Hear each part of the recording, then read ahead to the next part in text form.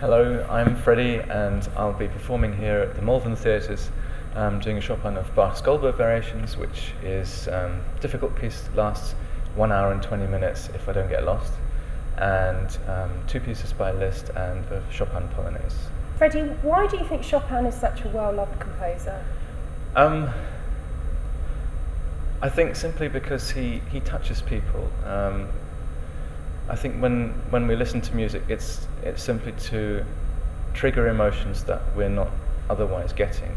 So whether it's a piece of pop music which reminds us of our first love or our first kiss, I think classical music that goes into deeper emotions, slightly more complicated, complex emotions, and somehow Chopin found a way. Firstly, he experienced all those things, and he found a way to put them into his music, so that when people listen to his music, they feel that feeling. And I think that's why it's exciting.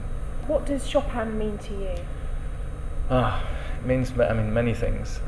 Reminds me of my childhood, struggling with pieces, but also I guess there's some specific pieces by Chopin which I sort of remember at certain points in my life. I remember playing the first Chopin etude, which was extremely difficult, and I played that at the Tchaikovsky competition in Moscow, which was sort of my big career breakthrough. And also, I guess more recently, maybe just a Chopin nocturne, which reminds me of actually my wife, because she sort of asked me, "Can you learn that piece?" And that's something I'd always wanted to learn, but never got around to it. So I guess, just lots of personal things. What compositions do you love best, and why? I think, one of them would be the etudes, just because they're so unique. Chopin, I think he invented that whole concept of something which was difficult, and yet was not just, Clementi exercises or a lot of these etudes that a lot of pianists will have done, or scales or something like that. Also his concerti, I think, are wonderful pieces of music. Something large scale with orchestra, and yet still sounding as intimate and as quiet as some of his smaller works. Do you think the etudes are necessary for all pianists to learn and conquer? I think I would say so. Yes, I think every pianist should at least have a go. Just because they tackle every aspect of being a pianist, from loud playing to quiet playing, from very fast playing to extremely slow playing, and he's literally found every single thing, that every tool or technique that you will need as a pianist. So if you can, I think even just by playing them, that will develop that skill. Even if you haven't mastered it, you will still have learned something by attempting those etudes. What technique in Chopin's writings is the most difficult to master? I think getting an overall structure for the piece, in the sense that